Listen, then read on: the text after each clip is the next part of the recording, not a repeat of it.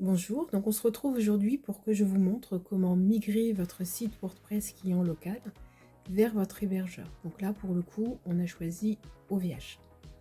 Alors, ici, donc on va explorer le processus de migration de WordPress en local vers votre serveur, et cela en moins de 10 minutes.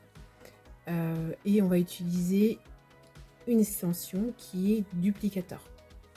Alors cette extension va vraiment simplifier ce processus qui est en général quand même assez technique pour vous permettre de gagner un temps précieux et copier bien sûr les différents éléments de votre site, donc les fichiers, la base de données, et les importer justement chez votre nouveau hébergeur. Donc là, le tutoriel il va se diviser en deux parties bien distinctes. La première va tout simplement expliquer comment exporter votre site avec Duplicator. Et la deuxième va aborder justement l'importation de votre site sur votre nouvel emplacement. Donc voilà, on est parti et on va commencer maintenant par exporter votre site WordPress avec Duplicator.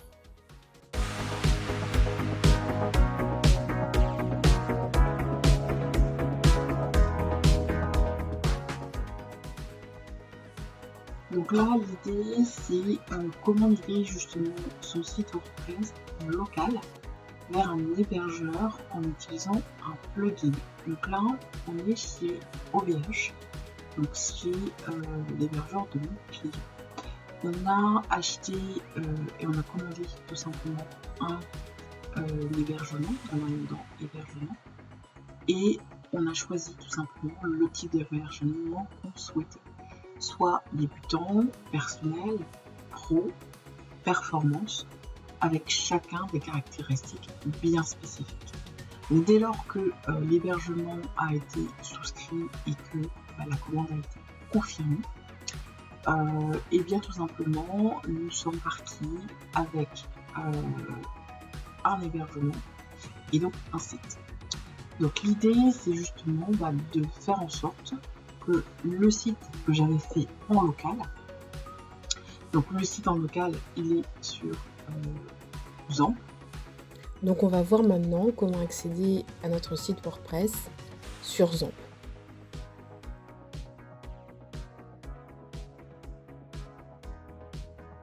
Donc pour Xampp, pour le mettre en marche, il va falloir appuyer sur Start sur Apache et sur MySQL et aller directement après donc dans la mine, et dans la mine, donc on part sur localhost.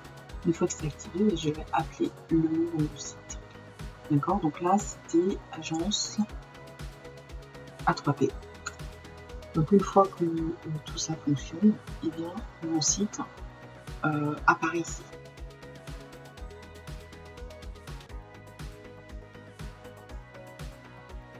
Donc là, on va exporter notre site WordPress avec Duplicator. Donc en allant dans le tableau de bord, on va cliquer sur extension. On va aller ajouter une nouvelle extension. Donc on va cliquer sur ajouter une nouvelle extension. Et dans le champ de recherche, on va cliquer sur Duplicator. On va donc sélectionner l'extension, donc c'est Duplicator WordPress Migration et Plugin et Backup Plugin. Donc on va l'installer et on va l'activer.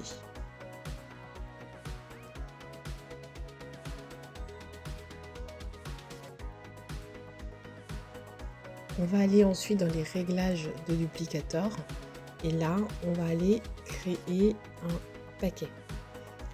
Donc on va pouvoir paramétrer les configurations, donc la configuration. Donc là on va vraiment avoir une série d'étapes qui va nous permettre de configurer justement le paquet. Et donc là il faut vraiment s'assurer que tous les paramètres soient bien personnalisés en fonction de vos besoins. Et on va cliquer sur suivant et un scan du système va s'effectuer pour s'assurer que tout est en ordre avant justement la création du paquet. Donc l'assemblage va prendre un certain temps. Donc voilà, il va juste falloir se munir de patience Et puis à l'issue de ça, eh bien, on aura le paquet qui sera assemblé. Si tous les voyants, justement tous les indicateurs sont au vert, eh bien c'est parfait, on va pouvoir poursuivre. Mais si vous avez des avertissements spécifiques, il faudra bien sûr les corriger.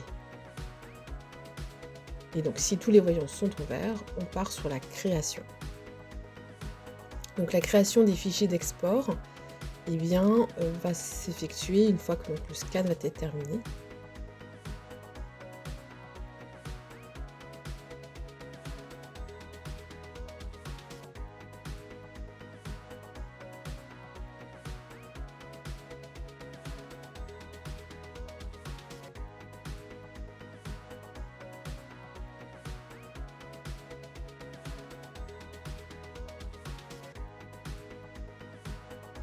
Et ça va nous générer deux fichiers qui sont essentiels, le fichier installeur.php et l'archive zip qui va contenir justement tout notre site. Et ensuite, donc il faudra télécharger ces fichiers pour justement procéder à l'importation.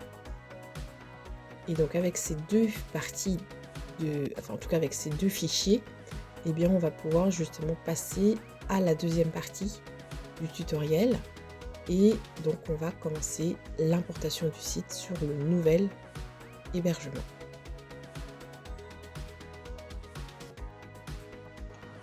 Alors pour créer notamment mon site, il va falloir que je crée une base de données sur mon hébergement web. Les seuls prérequis, c'est qu'il faudra que je dispose d'un hébergement, donc ça c'est ce que l'on a fait et ce que l'on a acheté, qui va inclure cette base de données. Et la base de données, on va la créer en ajoutant un start SQL à l'hébergement web. Et donc il faut disposer d'un accès à l'espace OVH Cloud avec les autorisations nécessaires pour gérer l'hébergement derrière. Donc en pratique, on va accéder donc au Web Cloud, à l'hébergement, et dans l'hébergement, je vais aller et que je vois, d'accord, je vais aller créer ma base de données que l'on voit ici. Donc je vais donc cliquer sur ma base de données, et donc là on va créer la base de données.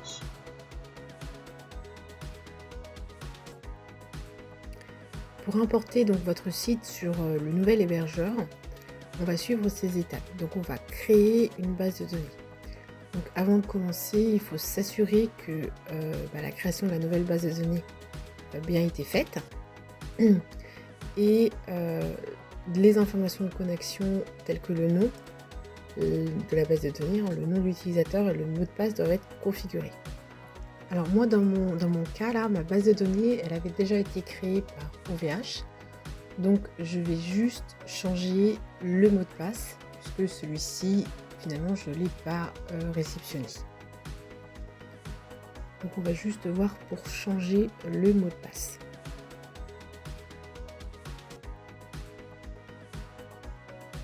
Pour changer le mot de passe, il vous demandera donc de mettre un nouveau mot de passe et de le confirmer.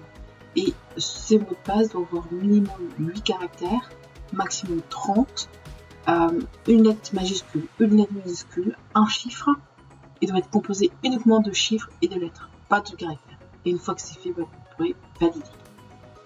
Donc à ce stade,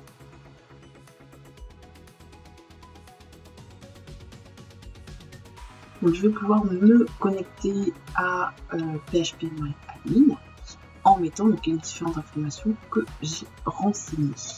Donc on était parti sur une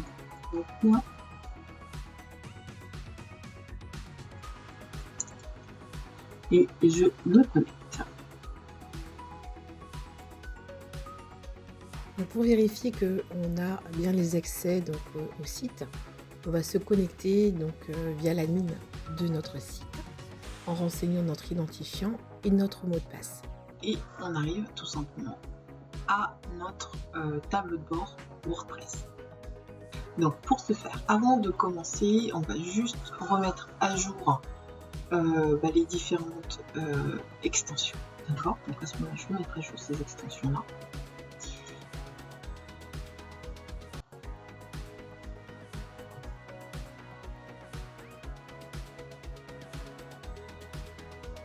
Et il me semble qu'il y avait les thèmes peut-être aussi à mettre à jour. Donc on va sélectionner tous les thèmes et je vais les mettre à jour. Comme ça là, on repart vraiment sur une base propre.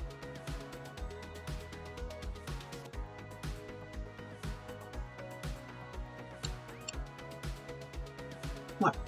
Donc tout a été mis à jour, voilà, sur mon site, tout beau, tout propre.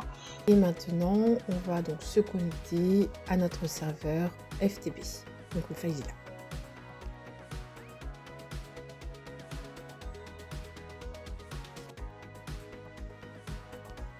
Donc à titre informatif, moi j'ai pas utilisé le PHP MyAdmin pour faire l'importation du site, mais j'ai préféré utiliser FTP donc, pour importer justement mes fichiers. Donc là, ce que l'on va faire, c'est que je vais vous montrer une autre méthode de pouvoir importer justement votre site.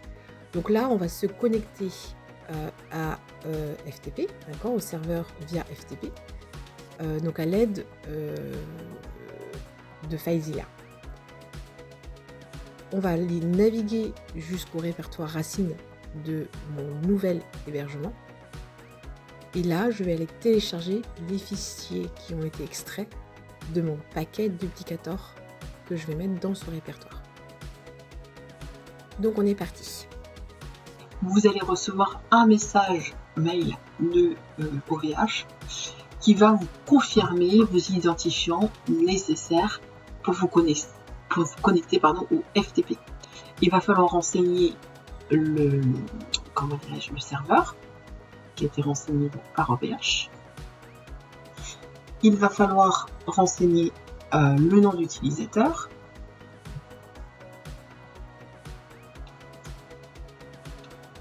Il va falloir renseigner le mot de passe.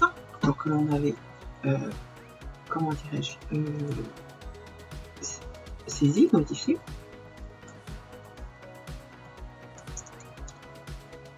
Et on va mettre le port 21.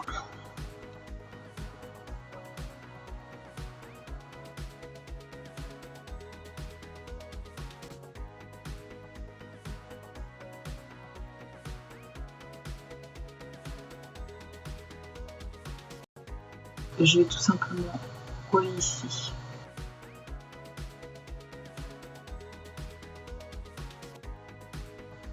C'est un fichier installeur et un fichier archive. Voilà, fichier archive qui m'a dit. Et ici, je vais mettre installeur en PHP.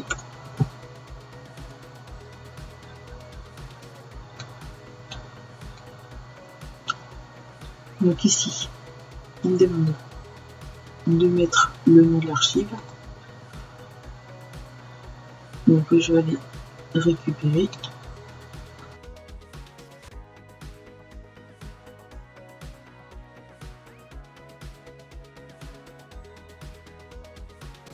Je soumets.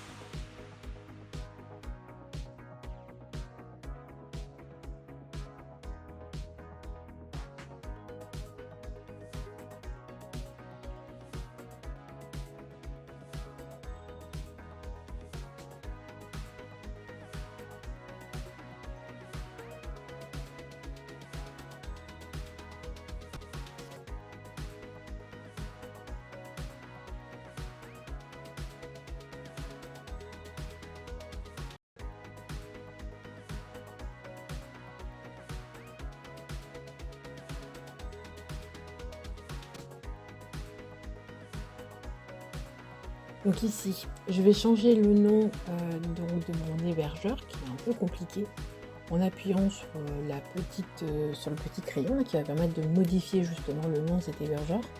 Et je vais donc mettre le nom de mon site, donc agence-a3p. Ensuite, je vais me rendre dans mon tableau de bord réglages.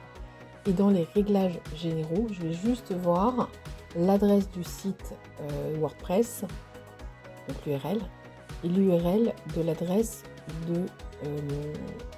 web du site qui correspond en fait au nom de mon hébergeur, d'accord, avant changement. Donc je vais modifier ça.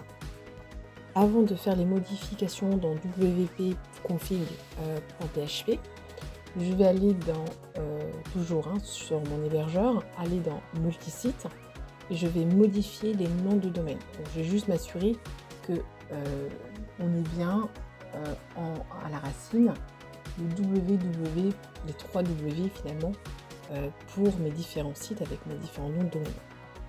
Et donc pour pouvoir modifier les différentes URL qu'on a vues précédemment, donc l'adresse web du site et l'adresse donc web du site WordPress, je vais aller dans w-config.php et là je vais y insérer 2 lignes de code qui vont tout simplement définir par défaut les URL donc de mon site et du site WordPress.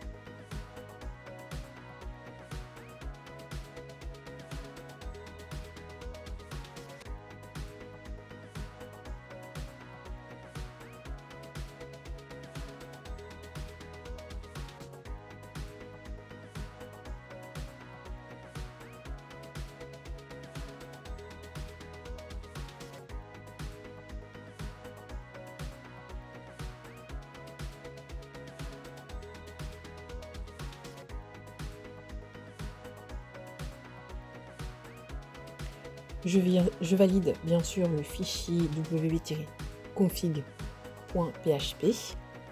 Je réactualise mon site.